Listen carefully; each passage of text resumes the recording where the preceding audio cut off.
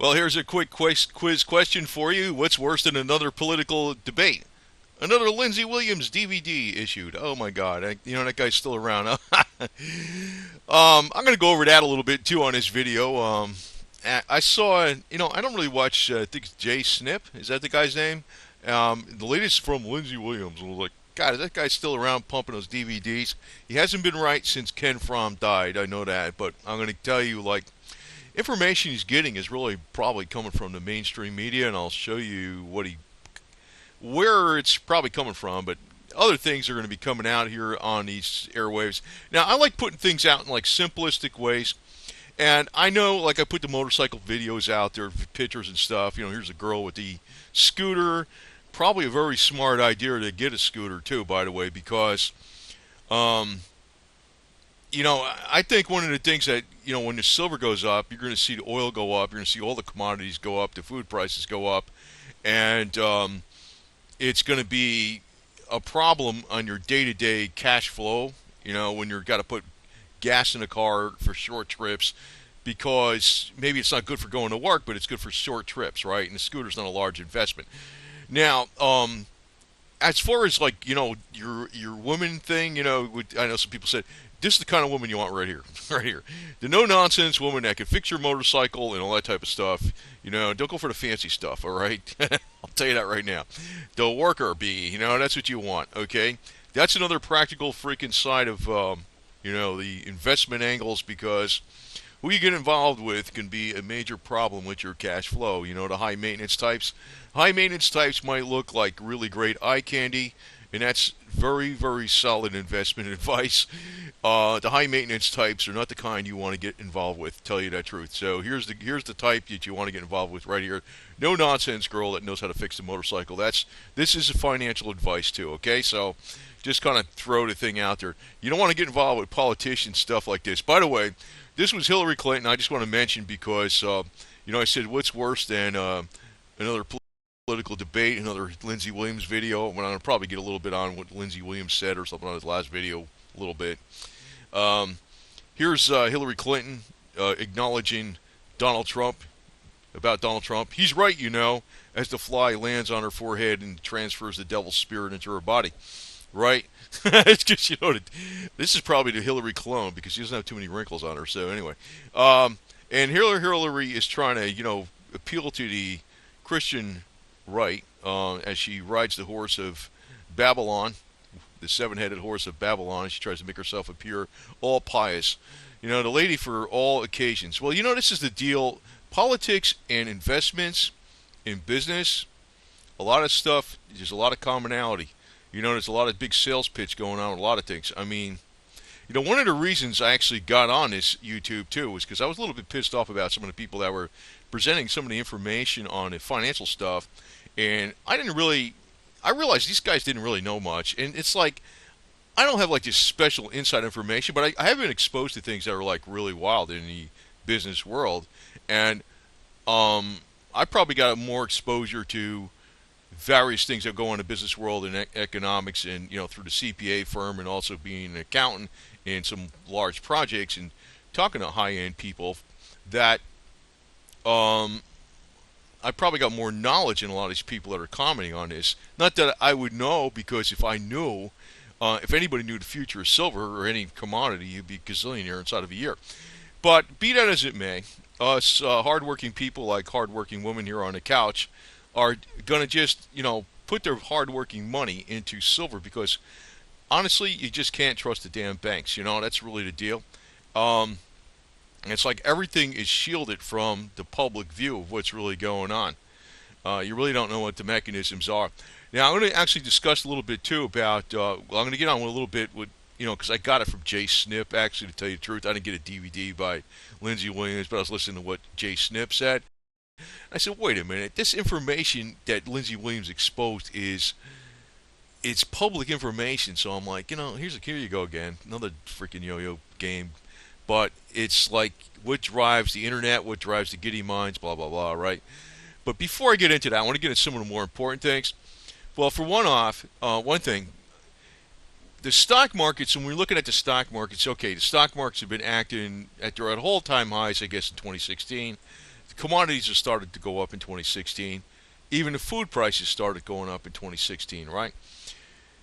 But if you look on the real grand scheme of things, actually the capitalization of the equities is on a whole nother plateau from the historical levels going all the way back. And I'm talking about a whole nother plateau from, what do you call it, prior to the early 1990s and all the way back to the 30s. And when you're talking the late 90s or the mid 90s to now, the equities capitalization to the GDP is on a whole nother plateau. In other words, the stock markets, even though we've seen ups and downs since the 90s, the tech boom went up and down and then went up again in the 2000s, and real estate boom, we've been riding a high for decades, actually. I'd say probably about 2 decades, not many decades, but 2 decades. And if you go back to the 60 or 70 years prior to that, there's a totally different picture of what the capitalization on the stock market should be for compared to the GDP. And if we just go back to that, that alone means a major crash in the markets. All right? I mean, people have been betting too much money on the stock market, and that includes all the too bigs to fail and everybody else that's involved, including your pension funds. So there's some really major problems coming up. Now, I'm showing a map here. You probably cut right to the chase. I already kind of showed you. This is a map of Smith Bay up in, what do you call it, Alaska. You can see it's on the northern tip of Alaska. It drew an arrow to it. That's Smith Bay. This is actually, I'll just kind of bring this over a little bit. You can see here's Prudhoe Bay over here. That's what Lindsey Williams talked about before, what his elite friend told him there's all this oil there, but they didn't develop it and stuff. They found more oil in this area than they did in Prudhoe Bay. Now, the thing is, it's not a big secret. It was on the major media. I just took a snippet out of here. It's Callus Energy may have discovered an oil field that could be among the biggest ever found in Alaska. The site is in shallow waters in Smith Bay, northern tip of Alaska. I didn't put the whole article out there, but it's all over the freaking major media if you look. It's not like if you watch Fox News or CBS or ABC or NBC and you watch it for 5 minutes, they tell you about this. But if you look in all the financial news, it's there if you dig around. It's not like a big secret from some insider guy, and I'm like, here we go again. So just want to mention that. Now, I also want to mention, if you look at the USSDebtClock.org, oil should be about, I think it was $26 a barrel compared to a barrel compared to the dollars issued. In other words, we are awash in oil. Now, silver, compared to the dollars issued that are out there floating around, silver should be $900-something according to this USA Debt Clock, USDebtClock.org. And you can look at that site. It's, I don't want to show it. It's been, I showed it several times in the videos. You probably all know what it is. USDebtClock.org, okay? And on the bottom right-hand corner, it's starting to show the gold prices to the amount of dollars out there. It's $8,000-something for gold. If you had, and back in the 20s, it would have been 20-something bucks. Silver would have been, I forgot what it was, but like $1 or something. And then today, silver actually would be $900-something compared to what physical silver that's out there, compared to, what's really, compared to the dollars that are existing, compared to physical silver, it should be about $900, and oil should be around $26. So, I mean, the facts are right there. I mean, there's no elite guy, you know what I mean? You don't need an elite guy to freaking dig out those facts. We are awash in oil. And they're going to bring the price of oil back up, though, again, I guess, because they want, it's a game. It's a game. Now, personally, I think one of the biggest problems you're going to have with Alaska oil, even though maybe it's awash with oil and all this garbage, and even though the national parks are awash with oil, the national parks in Utah and all this kind of garbage, Carbon County, Utah, for crying out loud, it's got all kinds of natural resources and everything. It's a matter of, if it's in a national park or it's inaccessible on the North Shore of Alaska, it's not that easy to get, and, the environmentalists stop it from being developed, right? So I think the price of oil is going to go up. Now, that's a good impetus for like old girl who was on a beach in Florida, probably in Florida, to have the motor scooter and keep your costs low. Like, in other words, this is not your primary transportation. This probably is a smart investment for a lot of people. The motor scooter, not the bike, or maybe the bicycle with a motor on it. One or the other. Because I think when silver really does take off, I think we're going to get into that $5 to $8 a gallon gasoline stuff again, and it's not going to be cool. Okay. And I'll be experimenting with my HHO and my Suzuki Jeep and all that type of stuff. In the meantime, Janet Yellen is trying to have her assistants kickstart the economy, and this is the one factor of the economy right here. One of her Janet Yellen's assistants is trying to kickstart the economy. But, they've been putting out a lot of phony numbers, like with the Fed. For instance, what got me? I was like, God, man, these people, it's like I can see right through them, for crying out loud. They'll tell you that, you know, there's not enough people. The employers are trying to hire people, but there's not enough people for the workforce. That's what they're showing in the latest labor statistics. And I was thinking, are you kidding me? That's the exact opposite, actually, what's going on. There's actually a large percentage of people right now, a record number of percentage of people right now, that are not employed in the workforce, or they're underemployed. You know what the deal is? When they're saying that there's a large number of people that they're trying to hire, but they're not available in the workforce, what it is, they're trying to get like extremely qualified people for like low dollars. And of course, that's the problem. They're not going to find that. Actually, as they put a lot of these people out of the workforce and they wind up working in Home Depot or some kind of crap like that, or Walmart bagging groceries, and they used to be MBAs or something. What happened there is they lost a lot of these people's talents, went stagnant. And, it's like they're looking for the best gravy dirt cheap. Yeah, of course, the best gravy dirt cheap, there's not much of that available. And I can make a kind of a comparison to it. It's like saying you want a supermodel as a hooker for like rock bottom prices. Go ahead and try to find one. You know what I'm saying?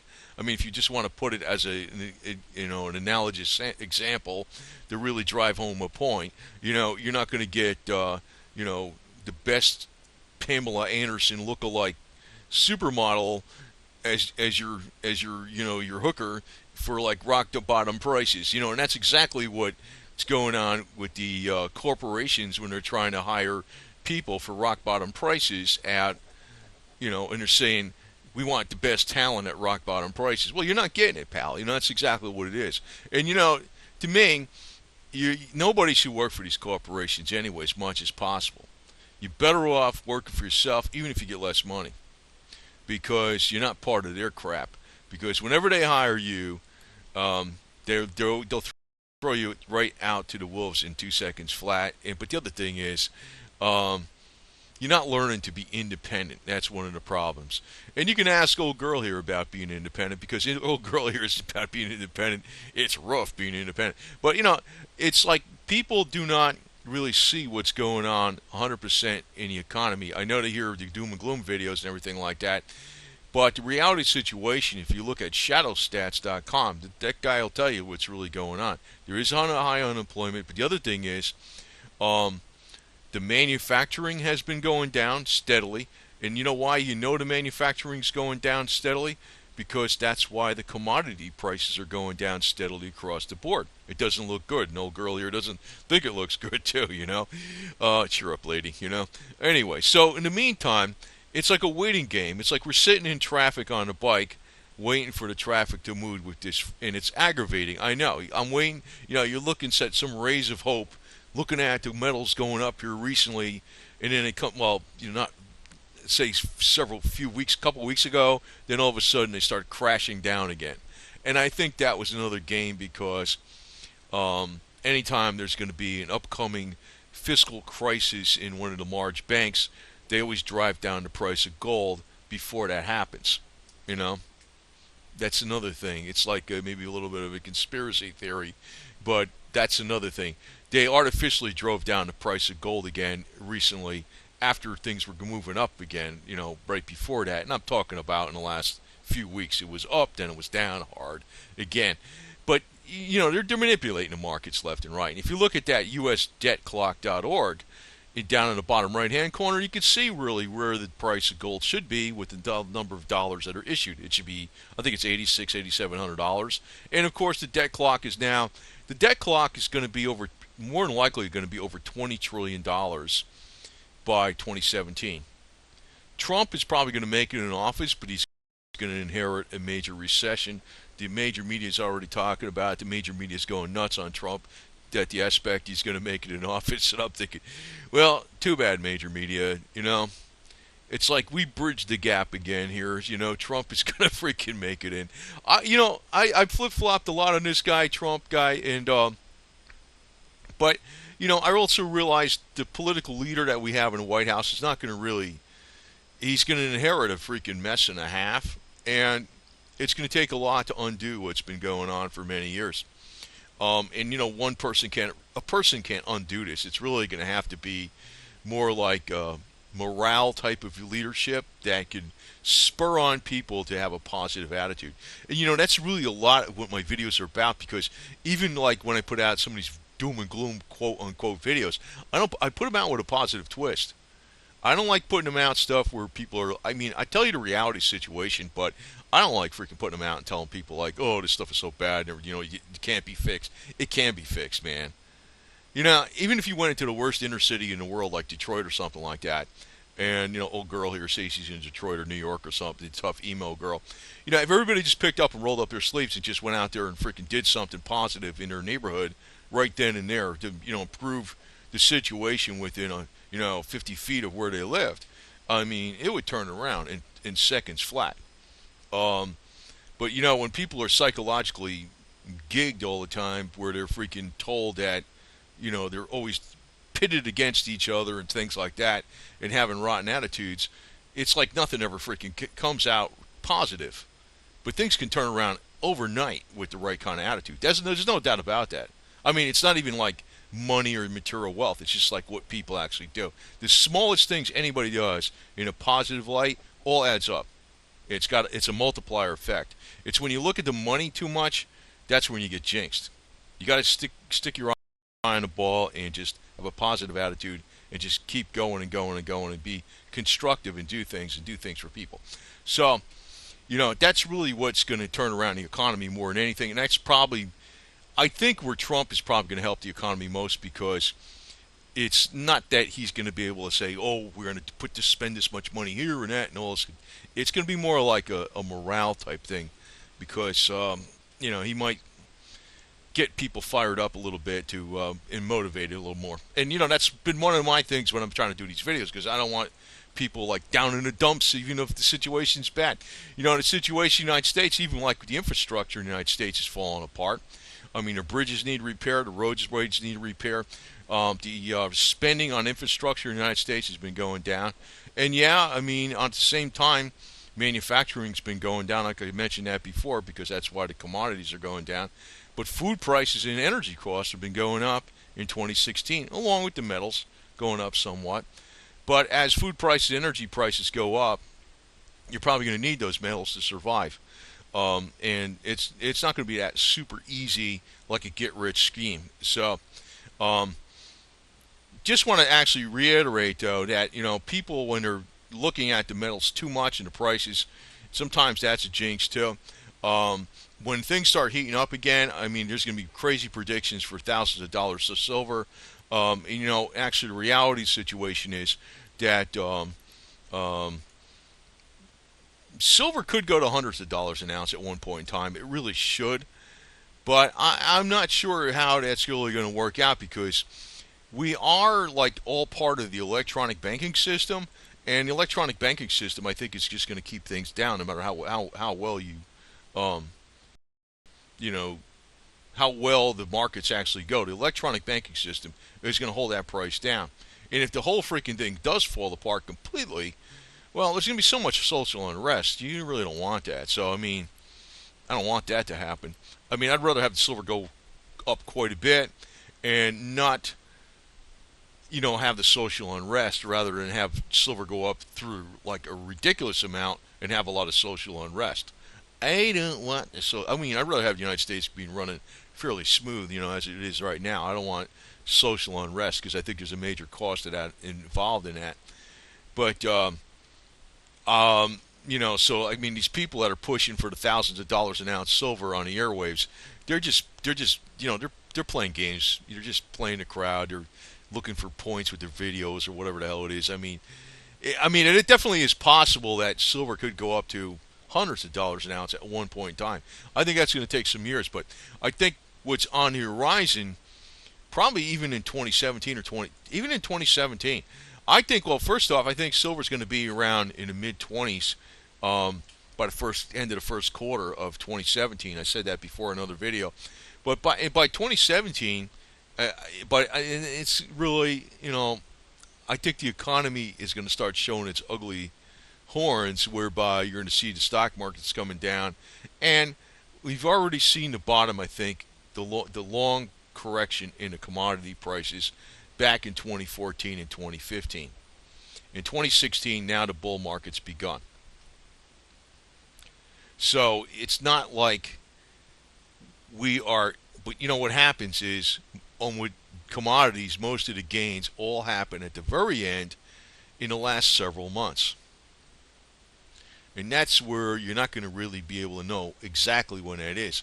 But I do know, like for instance, if palladium goes over $1,000 an ounce, I'll be buying land in Tennessee with part of that palladium money, and I'll keep the silver and the others gold and platinum, and I'll still have palladium left over.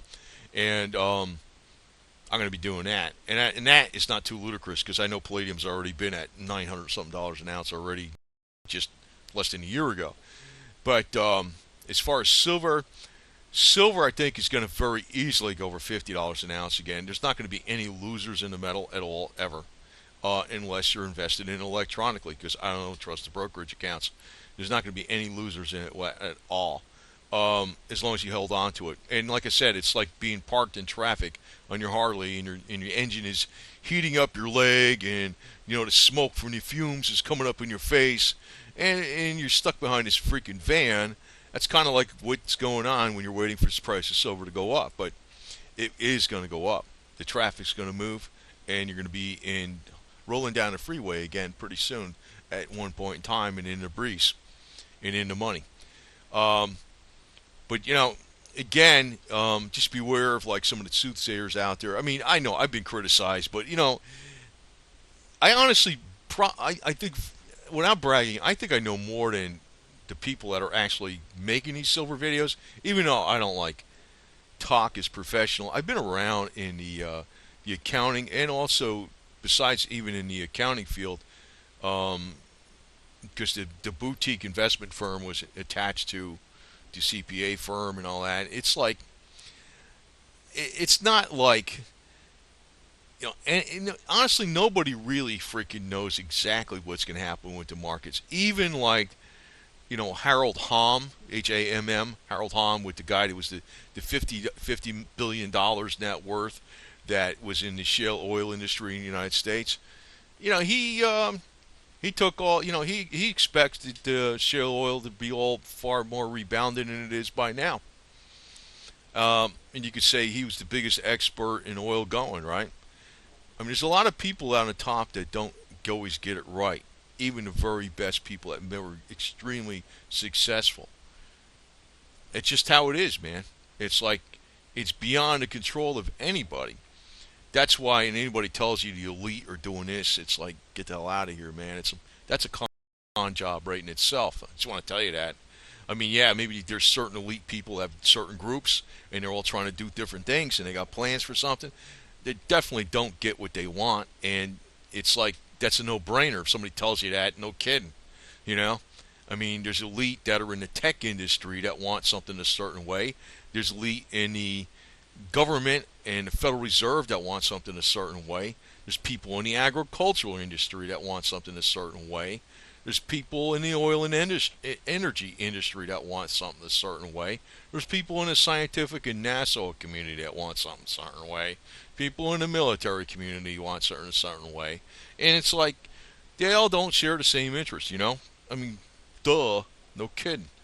But what's pretty obvious is that some of the words I think from Jim Rogers are freaking man, they're really ringing a resonance, ringing a bell with me now, because I could tell you that Jim Rogers, even though I'm not too fond of the guy, he's been right about the new century. The 21st century is going to be the age for China. The century for the United States and the West was the 20th century.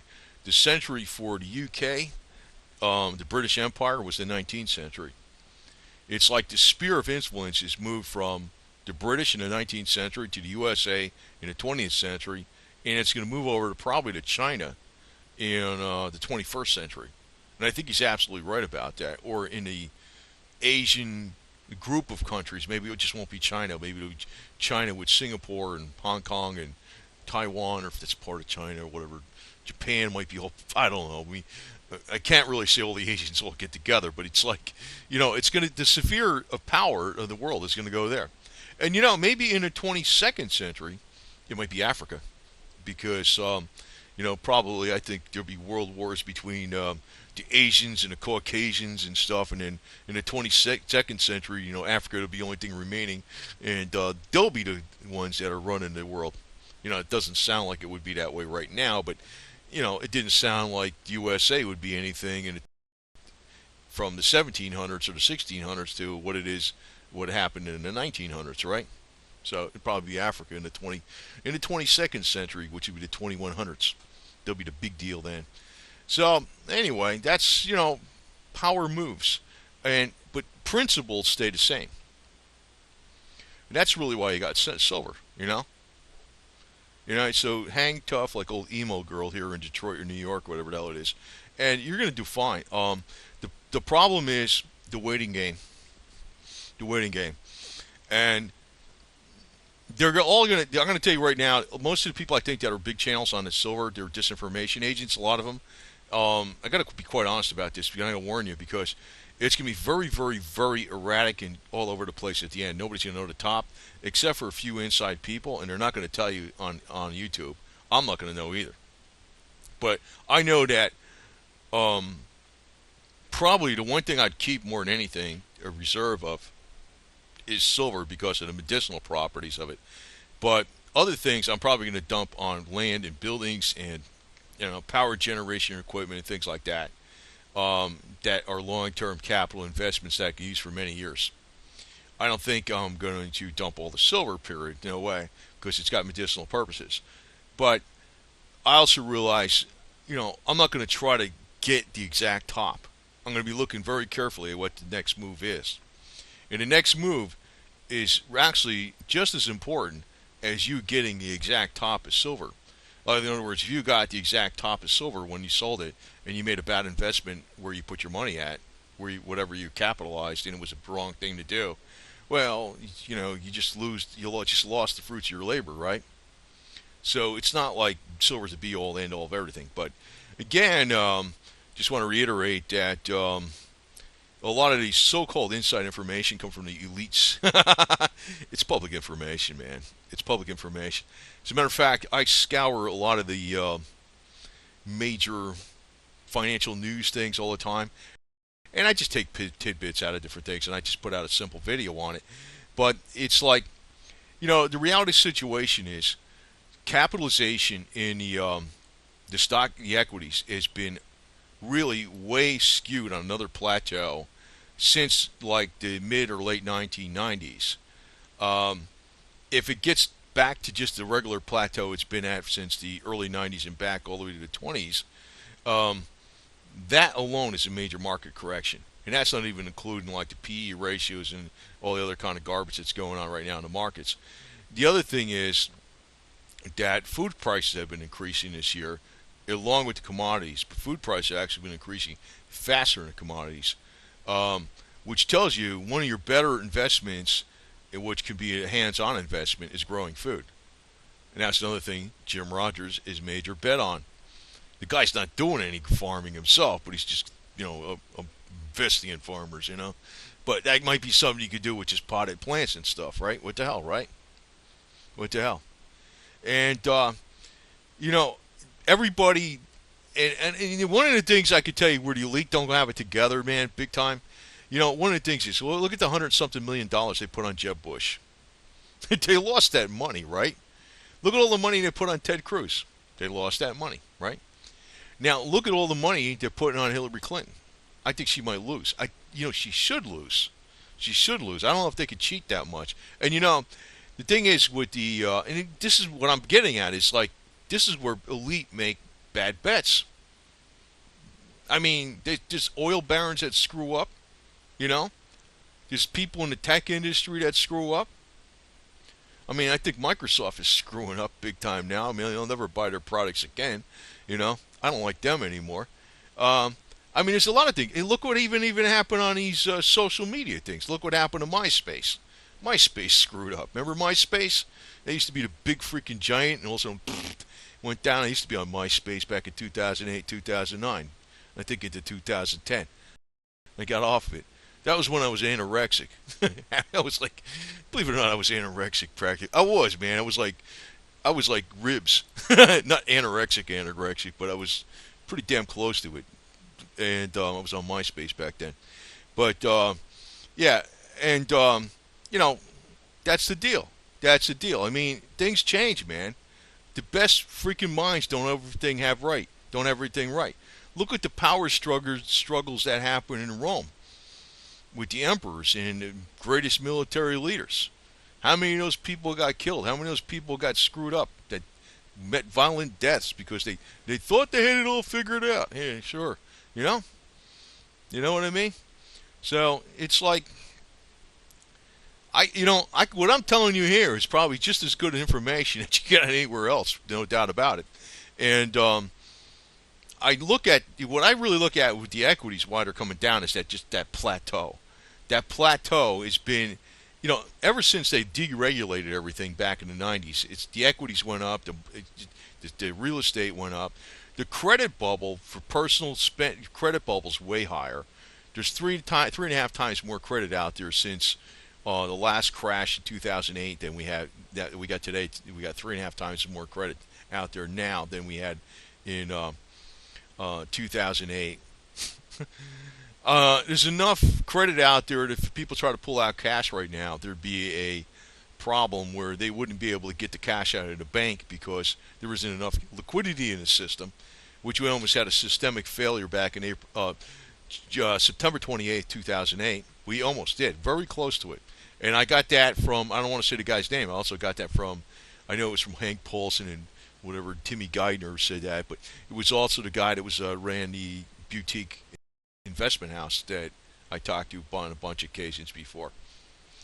So, but even if I knew, well, I have talked to people that got a lot of money, but they don't know. They don't know everything. They always got their nose out in the air looking for stuff, but they're constantly. But honestly, you can find out all the information in the world just by looking very hard and spending hours doing so. One of the obvious, another thing I just want to repeat again, what's obvious, commodities being down, not just silver, gold, well, gold is not really a commodity, but say silver is, platinum, palladium, not doing that great. Platinum to gold ratio is actually the wrong way around. Platinum should be, actually, when there's a good, strong industry going, platinum will be double the price of gold, right? One of the things, and copper prices are down, zinc prices are down, aluminum prices are down. When they're telling you the manufacturing's down across the world and the Baltic Dry Index is at low points and all this type of stuff, yeah, it's quite obvious because that's reflected in the price of all the commodities, right? Right? Isn't that what's going on? Isn't that what's going on? I mean, commodities are telling you what's going on with the freaking manufacturing, right? I mean, it's obvious if manufacturing was strong and building industry was strong, commodities would be going up, which tells you the economy stinks. The economy, actually, when you're looking at GDP, a lot of it's in the drug health industry and all this other garbage. It's a fake economy, or social services. It's a fake economy. Can you imagine them having social services back when they had the Western land movement going to California Gold Rush, and people are out there in the miners and, oh, I feel depressed today because I was mining so long. Well, here's some magic pills and here's social services and some counseling. Come on, man. You just get out there with the pick and the axe and keep going at it, man, until you make some money, right? That's exactly, you know, we got a lot of GDP out there that generates, funny money, more or less, generates money somehow, but it's not actually making something concrete in our economy. Like social services is another waste. It's like not just the services sector where you're having, people do little things for people like manicures on their fingernails or something, but I'm talking about social services through the government is another part of the GDP out there that's not something that's actually creating wealth, like in infrastructure, like painting a bridge that needs paint that's because it's rusting or something like that, or repairing roadways. We got a lot of GDP out there that's not actually contributing to our overall wealth and well-being for the future. So, I mean, even when you're looking at the GDP numbers, which aren't doing that well, they're even worse than what even the numbers reflect. But, I always told you the solution to that is cottage industry. If every person becomes their own little factory and just does things as much as possible, I don't care if it's sewing, I don't care if it's painting, like, painting something that can be refurbished or something or whatever, taking junk and making something new into it again. You're actually contributing to the economy of yourself. And that's really what's going to have to happen. And don't look at the numbers so much. But what I think is going to happen eventually, though, is that silver is probably, I almost hate to say this, but, I don't know why silver couldn't go to the number they reflect on a USDebtClock.org, where silver to the actual number of silver coins or ounces in existence to the amount of dollars out there should bring the silver price to 900 something dollars an ounce. I mean, it really should be like that. I just can't imagine it going that way, but somehow I think that it could, eventually at one point in time go to hundreds of dollars an ounce, maybe not 900, but maybe well more than 100 for sure at one point in time. So, that's the investment you want to be in, no doubt about it. And as always, even if doesn't pan out for you, it always has that medicinal value, unlike the other metals. There's no other metal in this world that has medicinal value like silver. It even helps produce the stem cells in the body. And, I don't know, keeps the old emo tough girl in shape to thwart off all the microbes in the Detroit and New York City area. So there you go. Over and out.